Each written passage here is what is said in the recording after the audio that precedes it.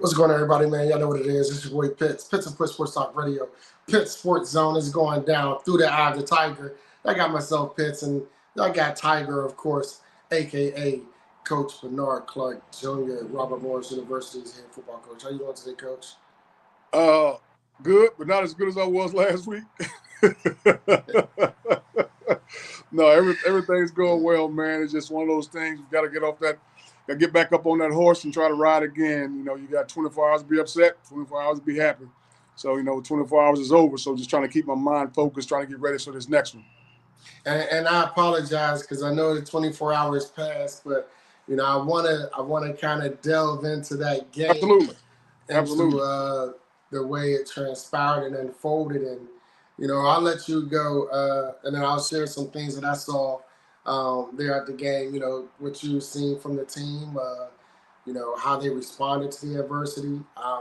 Losing Zach going in the fourth quarter. And then getting the ball back with 1 minute and 51 seconds left. Very good game. But I definitely feel like, in my opinion, it was a game that, I don't feel that Wagner outplayed you all for the win. I think it's more like Wagner outlasted us, to be totally honest with you. Wagner played a heck of a football game, and what they did that we couldn't do, they ran the ball extremely well. They controlled the clock for about 33 minutes, probably a little bit more than we did, but that little bit of time helped them out. They rushed for 320 yards against us. Between the quarterback and the running back, they did a very good job of hanging on to the ball, doing what they did. They played their game, and they put us in a situation where we just couldn't get things rolling the way we wanted to go rolling. But no, like you said, nothing against Wagner. It's just one of those situations. They outlasted us in that situation because first half of the game just wasn't. We weren't feeling it. We weren't where we needed to be at rhythm-wise. We weren't playing as well as we're capable of playing. Came out in the second half, started getting some momentum going. And like you said, early in the fourth quarter, Zach gets hurt. And next thing you know, we're down to a redshirt freshman and transfer. And then 1 minute and 50 seconds later, we put our true freshman on the field, and he does a good job of moving the ball down. It's just when you're dealing with a true freshman, he hasn't seen a whole lot of stuff. When you're dealing with a redshirt, they haven't seen a whole lot of situational football, and that's the toughest thing. And to put him in that situation late in the game, he did his best. Did a great job of getting the ball to the open receivers. Did a good job of doing that. Just at the end there, my whole thing, I kept trying to tell him, you can still get a first. We got 34 seconds left. You can still get a first. But being who he is and the competitor who he is, he wanted to put it in the end zone. He wanted to try to score that touchdown. He tried to squeeze it in there. Just didn't work out. So not upset with him. Just upset with the way the situation unfolded. I felt we had an opportunity to win that football game and we didn't do it. And I was upset with myself because I was thinking, when we first got down there on the 3-yard line, I probably should have kicked the field goal, took the 5-yard penalty, kicked the field goal and made it a 4-point game at that time with about 11 minutes left. Should have did it that time as opposed to the second time. So you go back and you second guess yourself, hindsight's 2020, but one of those things. The guys played hard. In the fourth quarter, our guys did a great job of playing hard. Get that one big run, that ended up costing us the game. But they played hard. They gave it everything they got. The guys got after. Again, we still had too many missed assignments. That's the thing that's been, kind of hindering us all year long. Guys not being in the proper fits, guys not being where they're supposed to be at, receivers not running routes deep enough. All those little things that are coaching things that you're trying to get out of them. But for some reason, we can't get over that hump right now. And then now, Zach's out. Like you said, so now we're back to where we were, about 3 or 4 weeks ago, where now we got to play with a freshman quarterback and see how those things go. When you talk about, Wagner and their ability to run the ball, I thought, in my opinion, that that the defense fared well. In moments they did have some, nice breakout runs, but It really wasn't until the fourth quarter, when I think it was a QB, he had that, was that 70, 80 yarder. That was third quarter. That was third run, the third quarter, when he hit that. I think that was the only real breakout run. Other than that, I thought the defense contained fairly well. Some, didn't couple rat tackles here and there, but I thought they, they fared well. I thought they did well, with the receivers from Wagner. I thought that the pressure that the defensive line was applying, and which is why they couldn't pass or why they didn't attempt too many of those passes because the Mm-hmm. defensive line was applying a pressure that they weren't able to block. Yeah, they were making them get rid of the ball early. There's no doubt about it. But like I said, Wagner's game has always been smash mouth football, and so it's a situation where they were able to do that. And again, they didn't have a whole lot of big runs, like you're saying. Most the biggest run was obviously the quarterback in the third quarter, but at the same time, they were averaging 6 yards a carry. So if you're Yeah. averaging 6 yards a carry, all it takes is two carries to have a first down. So they were moving the chains and doing a great job of moving the chains, and we weren't able to tackle the way we were capable of tackling. We missed another 30 tackles. Mm. So in a game like that with a 6'2", 235-pound running back, you can't miss him. And I told the guys early, the great thing about the running back like that, if you hit him early, you're good. But you give him some confidence, you're in trouble. And he got Yeah. confidence early. The very first play, he runs through a tackle and he gets about 7 yards. I'm like, he just got confidence. And once the big guys like that get confidence, it's hard to bring them down.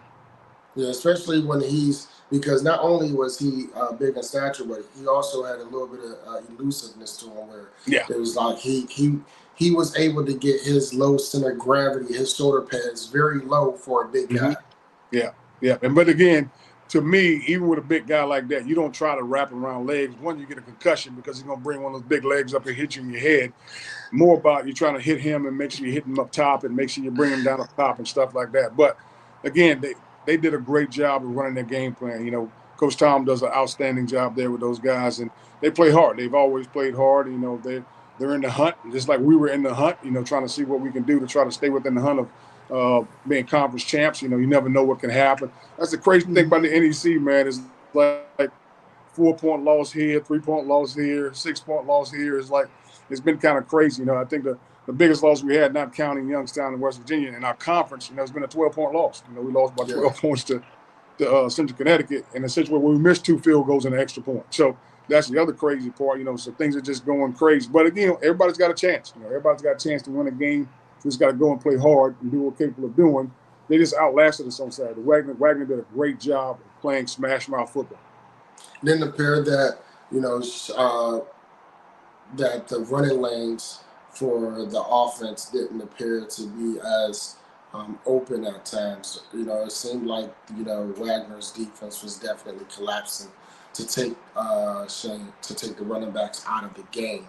What were your thoughts from that perspective, just in regards to the running game? I'm agreeing with you. There's no doubt for 2 weeks straight, Shine had over 100 yards. So I'm sure the whole response was to make sure they loaded the box where they needed to load the box and take care of business. And they did a good job of shutting him down. So again, that's when the 111th becomes extremely important because that's when you got to tell a guy, hey, man, it's mano a mano. You got to beat the guy in front of you in order for us to make this happen.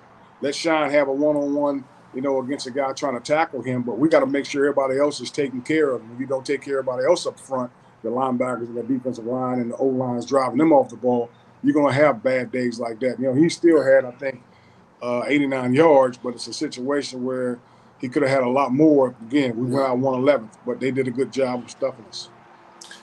I would like to say that when the crazy thing was I didn't realize Zach was out at first That makes because I two of was us. because I was at the further end zone, Yeah. and you guys had just got the ball, and this was in the fourth quarter, and I'm watching the quarterback rip it. I mean, it was 3 or 4 straight pass plays, straight dots, and I'm like, okay, we know we have that opportunity, and I started to see like it was almost as if the defense started to creep more to the left hand side because every completed pass was to the left hand side. I think there was only one pass that was thrown to the right hand side, and that happened to be on the 4th and 1.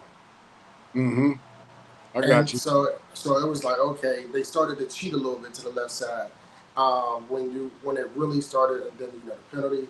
But I think the team battle tested. They fought damn sure to the very end. They had the opportunity, to really, with the last drive. I think that's every player's dream is to have the Yes. game on the line. Have the ball in your hands on the last drive. But they definitely fought in that drive to try to steal the win. And they did a So good job of finishing. I mean, our guys did finish. yeah, I'm not. the one thing that you know and I know, these guys are always going to push themselves into the end. It's not going to be a situation where they're going to quit early on or anything like that. They're going to give it everything they got, and that's what they did. So after the game, I wasn't upset with them. I was upset that we lost. It's one of those things where you know how you lost the game because of they were able to run the ball. You know how you lost the game because of this and because of that, and you have Yeah, those the little intricacies of what's happening and what's going wrong, and the missed assignments, and you miss a block on a crucial 3rd and 1, and they're yeah. able to break through, and stuff like that that kind of aggravates you a little bit. But our guys fight, and that's the thing I can always say about our team. They play together, they fight for each other, they do a good job of doing that. Absolutely, and because on Wagner's first drive, there appeared to be like a miscommunication with the secondary to when they scored. But you could see, like the thing that I loved about it was, there was no egos in that moment. Right. Even when another teammate is criticizing or telling somebody, "Hey, listen, this was where you were supposed to be." There was no back and forth. It was receptive criticism in that moment, and you could Yep. see it shored up. After that moment, there were no more gaps in the secondary when it come to free gap areas just to throw the ball. Yeah. So I love I love that when I seen your cornerback number 24 and your safety talking during that situation. I know this isn't something that you would do, and I don't agree. And I'm not saying this is um, why the game was lost, but I would like to highlight two crucial penalties Okay. that either was called, then rescinded, and not called. And I'm gonna give Gotcha. you an example. And for me, the reason why I bring these two up because there were a lot more missed. There was a time on that last drive where your wide receiver is it looked like he either did whether it was a skitty post or it was a drag across the middle, like going towards the post, and he's made contact with well after the ball is let go, and the same referee that I'm about to highlight, he did not make the call. Yeah. And so going back first quarter, you throw a fade route to the end zone. Whether the back judge felt the side judge made the correct call. It was a penalty. It was you could however they want to do it. It was contact after 5 yards, right? So if you want to give them that, okay, not. But then there's pass interference in the end zone as well. So when the referee throws a flag, I said, okay, he sees it. But then I'm listening because I'm standing literally in the back of the end zone behind the back judge. And he's telling him that was uncatchable. And he's saying, no, there was contact made before the ball was thrown. He's telling the guy that threw the flag, no, it doesn't matter, it's uncatchable. So when he come back, I says to him, you made the incorrect call, right? I said, that ref made the right call. And I was like, I'm just trying to understand what was it that made you change it? He said, because the ball was uncatchable. I said, but there was contact after 5 yards, and there was even more contact as the ball was in the air, whether it was uncatchable or not. Who's to say that the receiver wasn't slowed down in that moment? Because in my opinion, he was because of the interference from the defensive back. So it's not like the ball sailed out of bounds. The ball just sailed deeper in the end zone than the receiver can get it. It was still a catchable ball, right? That was one. The second one Well, let me let me was let me let me say something about that one for a second. Here's the situation. In college, there's no 5 yard rule, so you can bang the receiver as long as the ball's not in the air. The ball cannot be in the air when you ball put was your in the hands on air. it. So yeah, the ball was in the air, Ball but was in the air still. when they threw the flag, the ref on the sideline where I was, him and them both said, I said that's contact. I said, but they're not going to call it. They're going to pick the flag up because they're going to say the ball wasn't catch. We said, Coach, I don't know. I said, I'm telling you. I said, if he'd have grabbed him, he'd have called holding. If he'd have called, like you said, true interference, where he was banged up and everything else, they wouldn't have picked the flag up. But as soon as they said the ball was uncatchable, I looked at the ball go. I said, they're going to say it's uncatchable. He's like, I don't know, Coach. But And the they called crazy it thing uncatchable. was the only one who felt it was uncatchable was the one deepest in the end zone, the back judge. That was the only one. And then again, he's not even looking at the exact play. He's looking at the location of the ball. Right. So it was in that moment. I said, so I even showed him after you guys kicked the field goal. I said, you know, you made the wrong call, right? I said, and I can show you the pictures to prove it. And I showed him frame for frame for frame for frame how that was, and he was like, oh wow, like, and he just kind of like shouldered it off, like, okay. So then we come to the next time. There's no way with the game on the line like that, and you see the receiver getting grabbed from behind, and the ball still has not even, it's literally en route, and you don't call it, and you say the ball had already passed them. Are you serious? Yep, that's what he told me. I said, no, is that what he said? Yeah. Oh, I was assuming that because that was the only rationalization I could think he could come up with. When he pushed him in his back with the ball in the air, he said, Coach, the ball had passed him. He had no chance to get to. I said, you got to be kidding me, right? He said, yeah. But again, it's like I always tell you, it has nothing to do with the refs. I know. And you it can't. doesn't. And you don't put the game in the ref's hands. There you go. I get it. I understand it. But that is still, in my opinion, momentum changers. It doesn't mean it doesn't have an effect on the game. It just means that we should have done our job well enough to where that particular play or two should not have been effective to us in the outcome when it pertains to wins and losses. I 100% agree with that. Because I look at it this way. Yeah, he got pushed in the back, but the play before that, he dropped the pass in his hands. So, you know what I'm saying? And it was for a first down. So there are instances that you can say this and that, but what it boils down to is if you execute your game plan, you don't have to worry about the referees more than anything else. So that's how I see it too. If you it may be a pass interference, but if you beat the guy off the line of scrimmage, quarterback throws it right in your pocket. He's behind you, you catch the ball. That's what it boils down to. That's why I said 111 becomes extremely important now because you have to win your one-on-one battle in order for us to be good at what we're doing.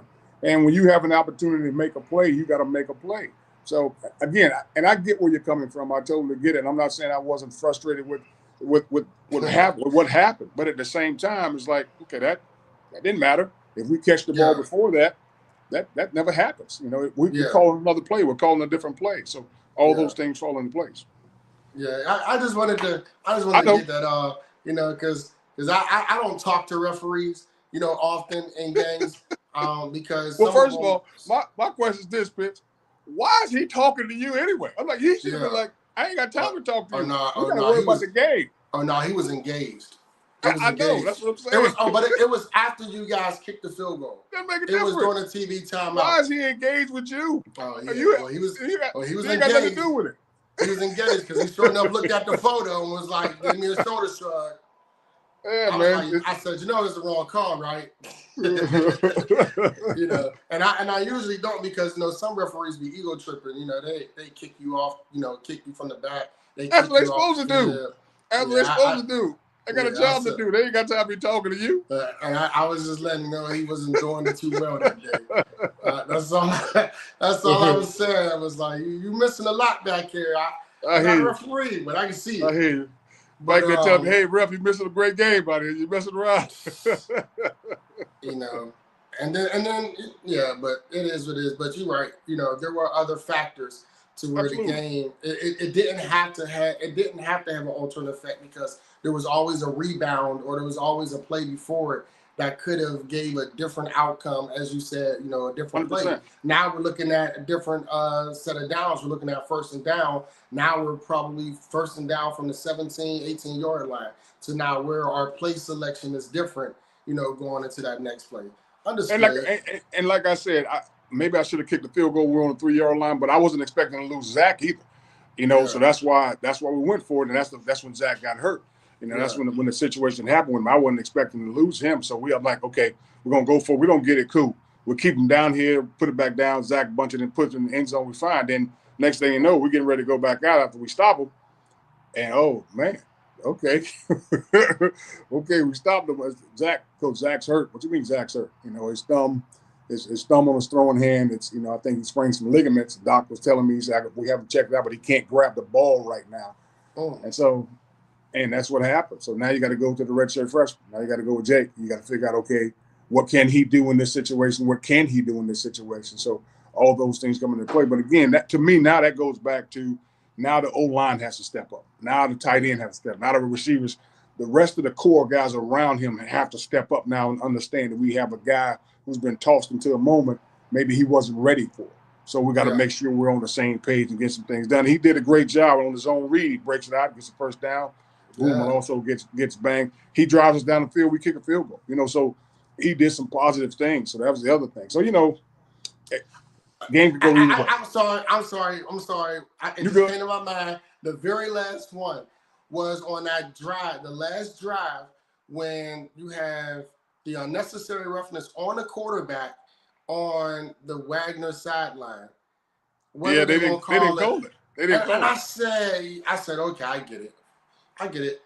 I see it now. But You talking, you that was talking, you talking about the that was last play. You talking about the last play, right? yes, that was the other one that was the other only one, and that was on the 4th and 1. I mean, not the 4th and 1. It was Yeah, it was fourth fourth and and it 10. was fourth No, and it's fourth and ten, 10. fourth and Fourth and ten, 10. and I said, "Wow, I even another said one." to the white hat, I say, "Are you sure that?" He said, "Coach, it was not roughing the passer.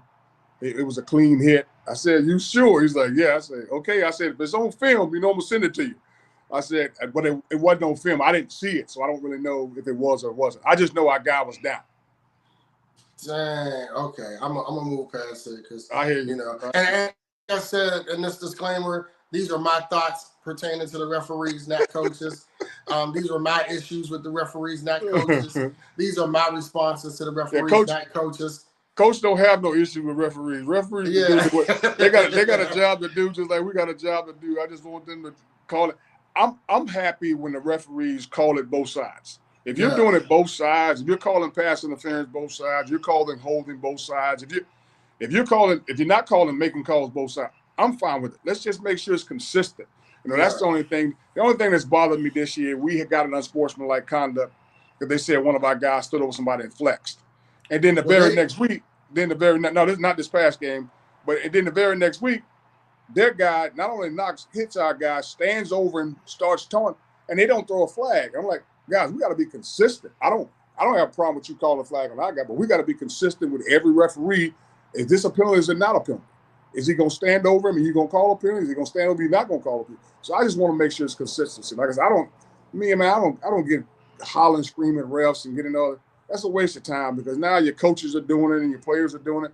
We got a game to win. Winning the game is more important to me. Worried about what the referee's doing. So yeah, I understood. And we're gonna get into a while because I ain't think 57 should have got his personal foul either. I ain't think he should have got his one either. But it is what it is. I ain't gonna tell you why he ended up getting that and why he got it because he came to me on the side and said, "Coach, this is what he did to me." I was like, "Are you serious?" I'll tell you off camera what happened. Yeah, yeah. You think it's crazy, but the wild of the week is actually it's a two-part, man. It's 2 words, and the reason it's 2 words because I understand that we're going through some stuff right now, but we got to make sure we're following instructions. So instructions is the first word. The detailed step-by-step guidelines of what we need to do in order to be a better football team. Along with instructions, you got to have the proper directions. So those words are interchangeable to me. So we're doing instructions and direction this week, which is steps to find a location the way you need to be at. So we got to make sure we're following our instructions and directions, man, in order for us to be a better football team. And again, all these things that we talk about wow, Pitts, it's always going back to life. I always tell our guys, every word that we talk about, you can relate it to what you're going to go through later on in life when you have a job. If you're not following the proper instructions at work, if you're not doing the directions they tell you to do, you're going to lose your job. Yeah. It ain't just about one thing or another. Or in life, you trying to get somewhere, you got to make sure you follow the proper instructions and the directions to reach the point you're trying to get to in life. So I want to make sure our guys understand these things are never just related to football. They're always related to what's going on in life and becoming a better man, better husband, and better father. And that's what I want these guys to understand each week as we're going through this stuff. Because obviously, to me, football is a microcosm of what life is all about. It's just a very minute part of it. But to me, it's an important part because, again, it's my purpose. It's what I've chosen to do as a profession. I love the sport. I love trying to help these young men grow in so many ways. And I want them to understand that's what we're trying to do here each week on the football field, but also in life. Absolutely. Instruction and directions. And, pertaining to our looking forward to this week against Mercyhurst. and the instructions and the following of the instructions, Yes.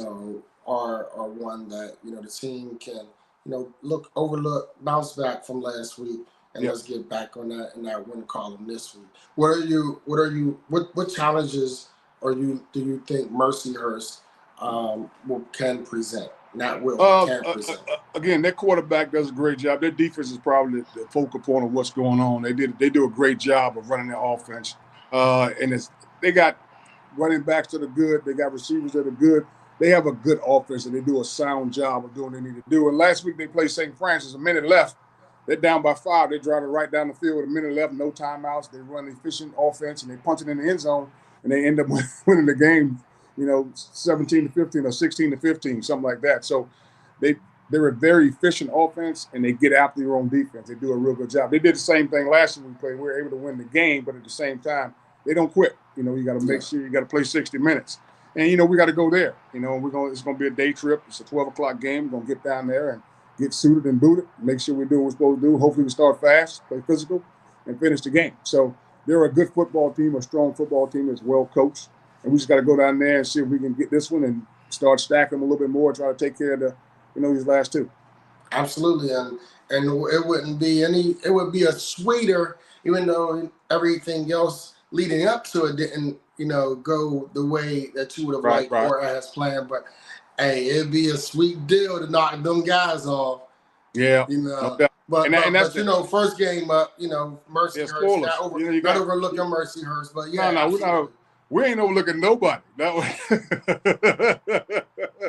No, we're trying to make sure we finish properly. Like I said, fast physical. We're trying to make sure we finish properly and make sure our guys are on point. Because again, now we're at the point where, hey, what are we doing to make sure we finish this football game? Let's stay focused on this football game. We got Mercyhurst, and we'll worry about the other one after that. But let's go make sure we go down here, play Mercyhurst hard and tight, and get after them, and hopefully end up victorious. Absolutely, Coach. I appreciate you, man. Y'all know what it is. Through the eye of the tiger, I'm your host, Pitts. Tigers right across from me, Coach Bernard Clark Jr.